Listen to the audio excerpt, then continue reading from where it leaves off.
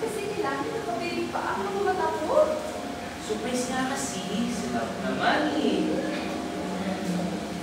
Oh, dahan-dahan. Okay. Isa pang hakbang. Ayan. Diyan ka lang, love. Saan ka pupunta? Bakit? Go! Hoy! And 3, 2, 1, pantay mo na break mo, love!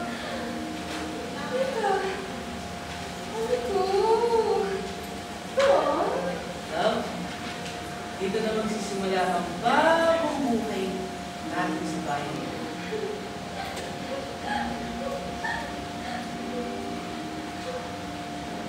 Sa pangalawang taon pa lang ng relasyon natin, sinimulan ko ng tuluyan ng bayan nito. Dahil gusto ko, pag pinakasala na kita, secure na ang bahay natin. Sigurado na ako dahil mahal na mahal kita, Andrea. Kaya pag na, I love you. Mas mahal kita, Andrea. Ako na yata ang pinakamasaya at maswerteng babae sa mundo ng nangyari ko. Nang makinasal kami, halos lahat ng pangarap ko sa buhay ay natupad. Makalipas ang ilang taon sa buhay namin mag-asawa ni Maki, isang pangyayari ang hindi namin inaasahan dahil. Love? Love? Ayos ka naman dyan?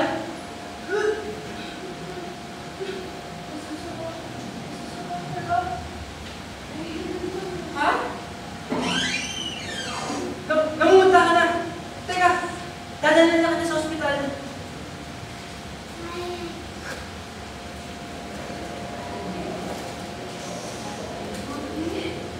Love! Buti nagising ka na. Kamusta ang pakiramdam mo? Okay ka lang ba? Ano nangyari? Kanina kasi sa bahay, suka ka na suka. Tapos, habang pupunta sa ospital, bigla ka na wala ng malay. Sabi naman ng mga doktor, stable ka na. May sakit daw ba ako? Mister, Mrs. Dok! Kamusta na po ang asawa ko? Maayos naman ang kalagayan ng misis mo. Pwede na siyang mag-discharge mamaya. Pero, may sasabihin akong magandang balita. Ha? Oh? Magandang balita? Ano naman yun? Mister, buntis ang asawa niyo. Ha? Talaga ho? Oo, binabati ko kayo. Kaso nga lang, may kailangan pa kayong malaman. Ano naman ho yun, Dok? Mrs. Mababa ang halos mo. Sa resulta mo ay ang magiging masaya ng pag-ibuntis mo. Kaya kung may trabaho ka, mas mabuti na mag-present ka muna para hindi manunod yung pagiging nakapag-ibuntis mo. Magkahalong siya at pag-aalala ang naramdaman ko nang makalabas na kami ng ospital ng umawa ito. Nang makauwi kami sa bahay, kitang-kita ang malalim na pag-iisip ko kaya napansin agad ko yung mga. Kaya, malalim ata ang iniisip mo. Hindi ka Hindi daw. Ayos lang po. hindi ka pwede stress. Ayos lang po. Iniisip mo ba ang pag-asay mo sa trabaho? Hindi. Hindi ko ba? Makinig sa akin. Alam kong iniisip mo, baka mahirapan tayo dahil ako na lang magtatrabaho sa atin. Kasi hindi ako sinabi ko. Hay, sako. Ang mahalaga, maging healthy ang baby natin. Hmm? Huwag mo na akong alalahanin. Kaya natin ito.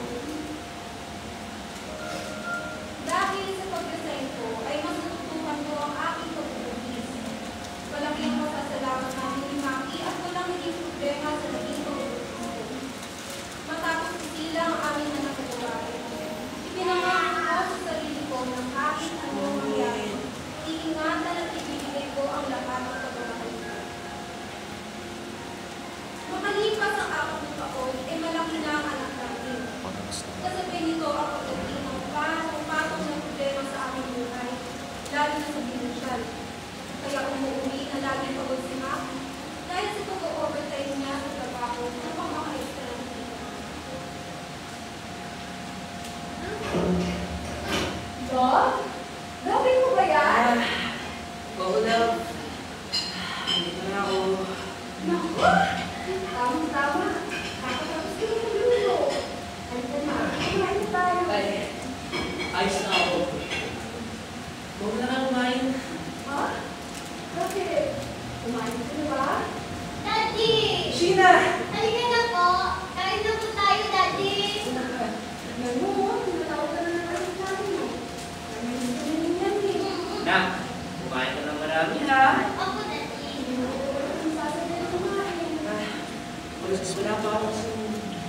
naman. Bakit Maki? May problema ba? Wala naman. Sensya na. Pagod lang. Sigurado ba? Oo? Ayos ka naman talaga. Totoo lang. Ayos lang ako. Pasensya na. Hindi mo na makakasabay sa inyo ngayon. O siya, sige. Ikaw ang bahala. Ano ba yung naman na? Susunod na kami mamaya. Hindi ko maiwasang hindi mag-alala. Iyon ang unang beses na hindi sumabay kumain si Maki ng katunan sa bahay. Nakailang gabi pa na gano'n ang nangyayari kasi ginalalim ng pag-iisip ko. Isang gabi, nagpaalam siya upang makipagkita sa kanyang mga kaibigan. At wala akong ideya na sa gabi iyon ay doon na pala magsisimula ang bagay na pinatatakutan ko. Uy! Uy guys! Uy guys! Nandito na si Mare! Uy pare! Uy! Akala ko di ka nasisipot eh. Minsan na nga lang ako umuwi. Wala ka! Umpay na ba yung mga chok? Miss na miss ko na kayo mga pare! Grabe mong pare! Ang klini mo! Ano, Aaron? Gusta? Pare, namiss kita sobra. Kaso nga lang, pre, kala ko. Tara na pre, bakit natin tayo ba kasama natin? Ano na pare? Natin na tayo makasama natin. Oh, Maki, ikaw ba? Kamusta naman ang buhay ng asawa? Oo nga pare. Sa ating magtutropa, ikaw pa lang itong may asawa. Tapos ako, puro alak lang. Kasi mga alak na Ako, magkahalong saya at hirap. Pero, nakaya pa naman. Oo. Napansin ko nga yun pare. Bakit parang may problemado ka? Wala naman tol. Ayos na ako. Hindi mo kami madadaan sa ganyan, Maki. Pinalakan na namin. May problema lang kasi sa trabaho. Oh, akala mo maayos naman yung trabaho mo. Ayos naman. Kaso, kamakailan lang, nabalitaan namin na may bankrupt. Yun. Nangyari yun, kaya nabawasan mga sahod namin. Abay, ang bihira nga yan. Ikaw nga lang tatrabaho sa inyo ni Andrea, tapos ganyan pa ang nangyari. Kaya nga nagbawas sila ng empleyado. Buti na lang hindi ako nakasama sa mga tinanggal. Oh, ba't hindi ka na lang umalis dyan? Gusto ko man, pero alam naman natin na mahirap maghanap ng trabaho ngayon. Saka, ayoko may stress lang si Andrea. Pag nalaman niyo yun, ewan ko na lang. Kung pwede lang, maglaho lahat ng problema ko. Kung pwede lang. O preto, baka makatulong. Jerome? Ano to? Gusto mo ipahamok pa ako? Tol, hindi. Makakatulong yan sa'yo. Hanggang ganan-ganan mo magtrabaho, maniwala ka sa akin. Wait, paano mangyayari yun? Hindi pa ba ako naman to?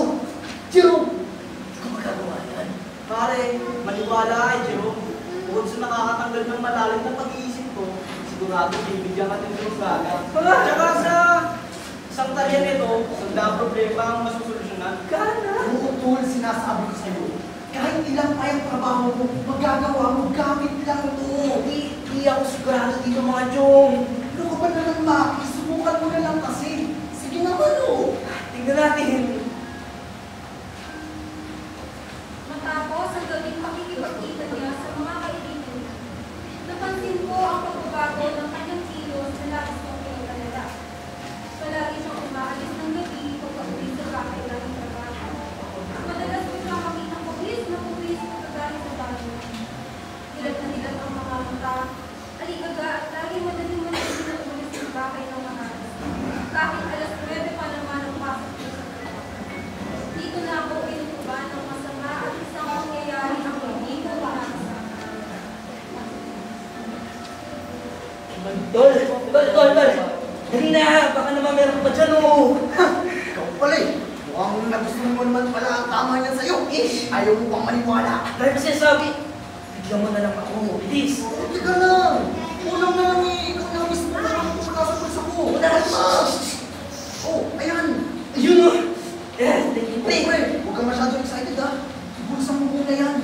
Salamat dito. Salamat dito, pre. Oh, pero tol dapat sa susunod hindi na yung libre. Oo. Mag-ambag ka naman para may-supply tayo. Sige, sakto. Nakakuha na ako ng isang trabaho. Mamayang gabi, pag-out ko, diretso na ako doon. Promise, promise. Sige, pre. Tol Okay, ingat, ingat. Alas 11 na ha. Nasaan na ba si Maki? Bakit ayaw sumagot sa mga tawag ko? Diyos ko po. Sana naman walang nangyari masama sa asawa ko. Love. Love! Love. Bakit ngayon ka lang? Anong ulam? Nagluto ka ba? Ano? Nag-aalala ako sa'yo. Tapos yun talaga ang bubungad mo sa akin. Pwede ba tigilan mo ako? Pagod at gutom ako. Ano? Ano ba kasi ang ulam? Seryoso ka ba, Maki? Anak lang! Upo! Upo na naman! Aba? Ha? Sorry ha? Na-short kasi yung budget kanina. At nagbayad ako ng kuryente, tubig, at pina-check up ko ang anak natin. Pasensya na lang, ha? Palibhasa, wala ka kasi kanina. Ano? Ano po ni gagawin? Pambihira! Sinusumbatan mo ba ako? Hindi ako nagtatrabaho para yan lang ihain mo. Sabi ko nga eh, kasalanan ko. Kaya pasensya ka na talaga, anak, ha? Ha? Bakit? Ano ba? Sa susunod, ano mo kung wala ako mabutang ulam dito? Naiintindihan mo ba? Naiintindihan mo? Ang ikaw walintik ka! Bitawan mo ako! Sina? Sheena! Na! Ayos ka na? Ano yan? Sheena! Hindi. Ayos ka na ba? Pasensya na. Hindi sila sila. Ayos na! Sorry din! Bukas na bukas, mamamalengke ako para naman makapagluto ako ng paborito mo, sinigang! Pagdaos na daw. Sorry ako. Tingnan na! Ko, pagpapasali mo mukha mo. Hindi sinasadya ng dada yun, ha? Ay, ba? Ito natin ang dada ng kusino. Magkakalong ulat at takot ang naramdaman mo. Yun ang unang beses na sinaktan niya kami ng alam ko. Inisip ko na dahil pagod lang siya sa trabaho. Lagi ko siyang iniintindi pero napapadalas ang pagkagaling niya dahil sa paulit-ulit na ulam namin. Kaya napipilitan ako mangutang sa mga kaibigan. Habang tumatagal ay mas lumalala pa ang nagtitigas. Nang sumunod na araw, may natuklasan akong bagay at labis kong pinagsulat.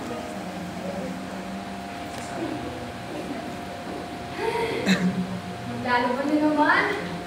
Buti na lang, nakatulog na yung makulit na bata. Makakapagsimula na ako. Marami na palang pantalon si Maki dito. Kailangan mapilo ito agad para ma-plansya na rin. Saan ba tayo? Ano to? Plastic? Bakit siya mayroong ganito? Love, napansin mo yung shot ko Bakit? talaga. Magpaliwanag ka. Ano to? Bakit ka may ganito? Sumagot ka! Bakit? Gamit ka ba? Bakit ka ba? Manahimik ka. Di ka nakakatuwa, Andrea. Di ka nakakatuwa. Maliit mo. Ang maliit mong ginagawa mo. Sige! Subukan mo! Malaman ko lang na nagsubong ka sa kahit kanino. Kasama hindi lang nananakit matatanggap mo sa akin, lintik ka! Naiintindihan mo ba? Naiintindihan mo ba? Lintik! Aalis na ako. Ako na ang bahala sa una natin mamaya. Hindi ka lalabas ng bahay. Dito ka lang! Naiintindihan mo? Stay!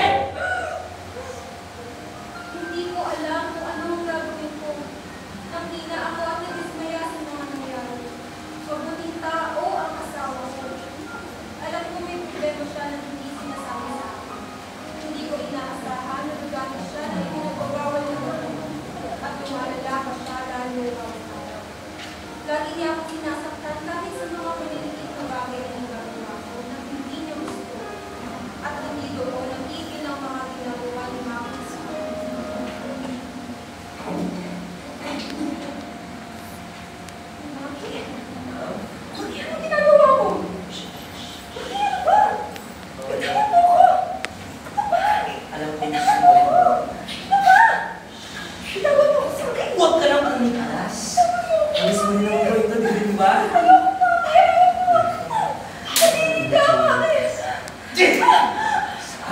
gusto mo, gagawin mo gusto ko. Asawa kita yun, di ba? Pangangailangan ko ito, Andrea.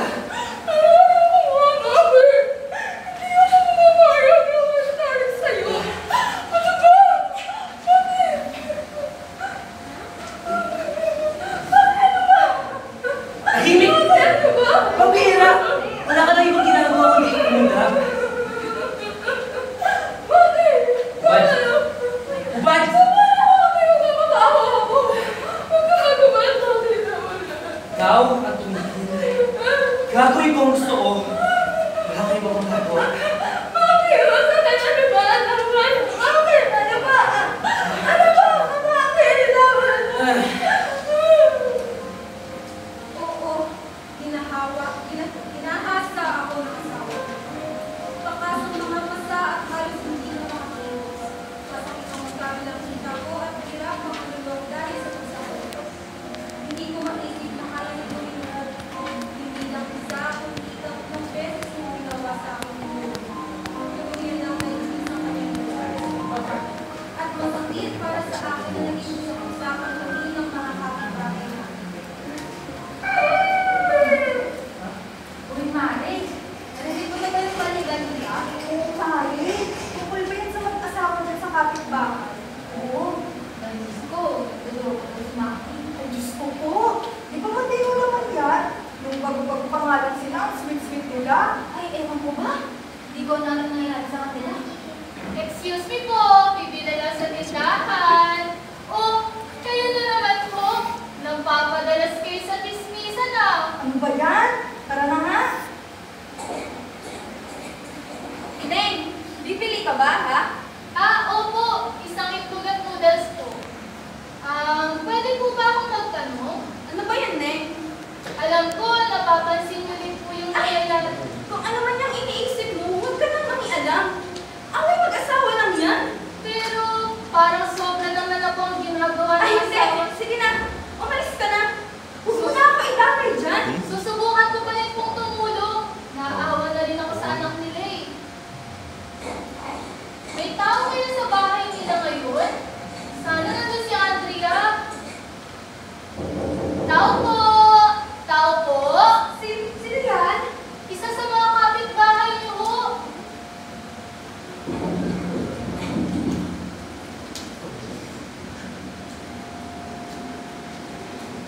Diyos ko! Ano nangyari sa'yo? Puro ko na pa sa Andrea. Wala ko sa sumo.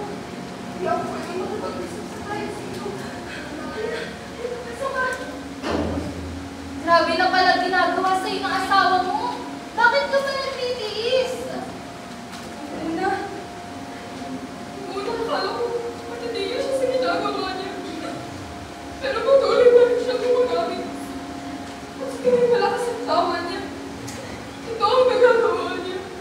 Andrea, pag ang isang tao nasa impluensya siya na ng droga, wala na tayong magagawa dyan. Kawawang mga tao nasa paligid niya. Hay, taka na.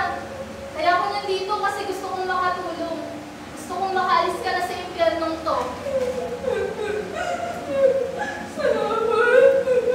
Maraming salamat. May pwede ba tayong tawagan para matulungan ka? Nasaan yung cellphone mo? Mukhang pati yung kinuha na. Oo eh. Sige, ito na lang cellphone ko. Gamitin mo muna. Bilisan mo ha, baka maubutan niya tayo.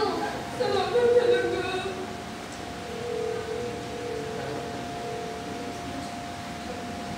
Hello?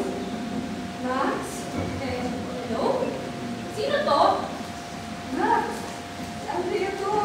Andrea? Uy! Kamusta ka? Nung isang araw ko pa namin iniisip ni Stella, kaso? Tulong niyo. Ma, please, tulungan niyo ako. Tulungan niyo ako makatakas dito. Ha? Teka! Ano ba nangyari? Mamaya na ako magpapaliwanag. Basta, takas niyo muna ako dito. Hindi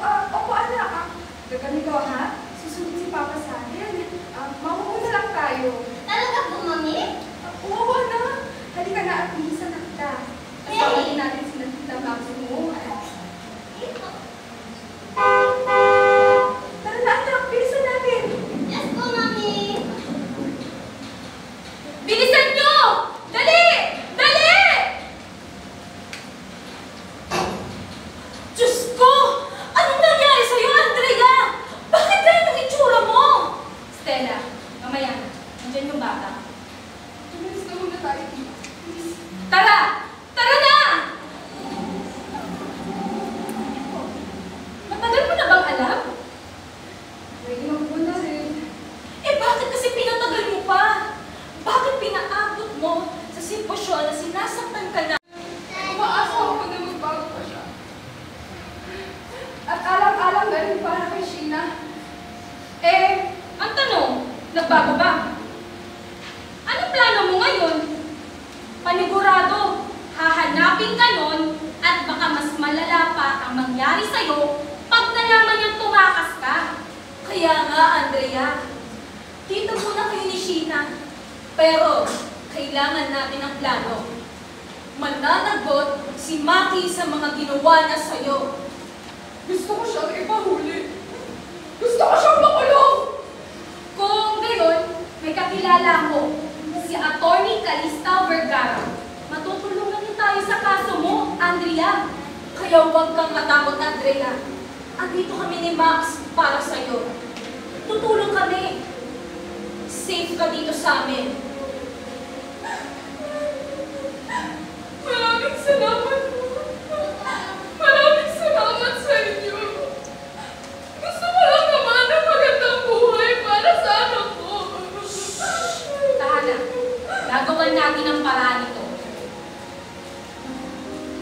Ating pasasalamat ko sa kapitbahay ko nagbigay ng malasakit sa akin. Kung hindi dahil sa kanya, eh baka kung ano na ang nangyari sa amin ng anak ko. Sa tulong ni Max at Stella, ay naproseso ang pagsasampak ko ng kaso laban sa asawa ko. Maaari mo bang ikwento ang mga ginawa sa iyo ng asawa mo, Andrea? Ilang beses na pisikal na nanakit. Sinampal, sinakal, at sinuntok niya po ako. Sobrang sakit ng mga iyon. Puro pa sana ako sa katawan. Naiintindihan ko. Meron ka pa bang maikukwento? Ginakasan niyo po ako. Ilang beses niya ako pinilit na makipagdalik sa kanya. Na hindi ko naman ginusto. Pilit niya ako kinuha. Pilit niya ako hinahalikan. Ayoko. Ayoko. At sinasabi mo, nagsimula ang mga ganito mula nang gumamit ka ng droga. Tama ba? Opo. Opo, Atty. Iba po ang naging tulong dito sa kanya. Malayo sa kilala kong asawa. Base sa kwento mo, maaari natin siyang kasuhan ng marital rape at ang Republic Act 9262 o ang Anti-Violence Against Women and Their Children Act ng 2004. Nasa batas ang hindi pagpayag sa sapilitang pakikipagtali at pananakit ng asawa. At malaki ang laban natin sa kaso dahil marami tayong ebidensya. May witness pa tayo. Yung sa pagdodroga niya po, attorney. Sa kaso naman ng kanyang paggamit ng pinagbabawal na gamot, kakasuhan natin siya ng Republic Act 9165, ang Comprehensive Dangerous Drug Act of 2002. Iligal ang gawain na ito kung kaya't kailangan niyang magbayad sa mga sala niya. Huwag kang mag-alala, Andrea. Kasama mo kami sa laban na ito. Justisya ang gusto namin para sa iyo. Maraming pong salamat. Maraming pong salamat, Atty. Vergara. Magkahalo ka ba at tuwa ang naramdaman mo matapos ko makikiusap kay Atty. Vergara. Natutuwa dahil sa wakas, bukod sa nakatakas ako sa kami ni Maki, ay makakamit ko ang justisya sa lahat ng ginawa niya sa akin. Ngunit may kabahin sa kung ano mangyayari sa asawa ko. Mahal ko siya, pero nananakit ang galit sa puso ko.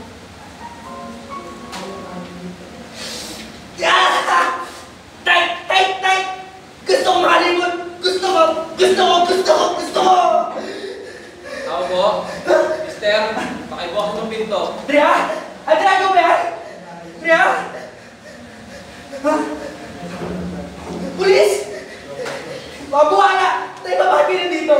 Ano meron? Ito ba si Maki Arceta? Ako nga po. Teka, ano ba ginagawa niyo rito? Nasaan ang asawa ko? Nasaan si Andrea? Okay, kasama na yan. Teka! Uy! Ano ginagawa niyo? Bakit ako pinapasasan?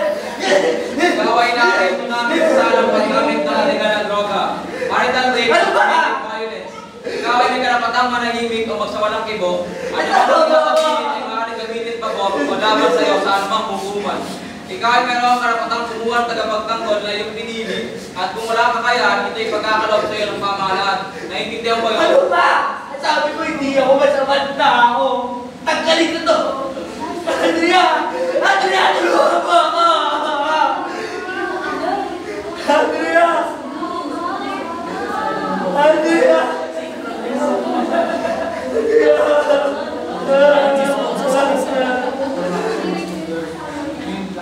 Ilang araw lamang makalipas ng maayos namin ang kaso namin kay Maki, ay inaresto na ito.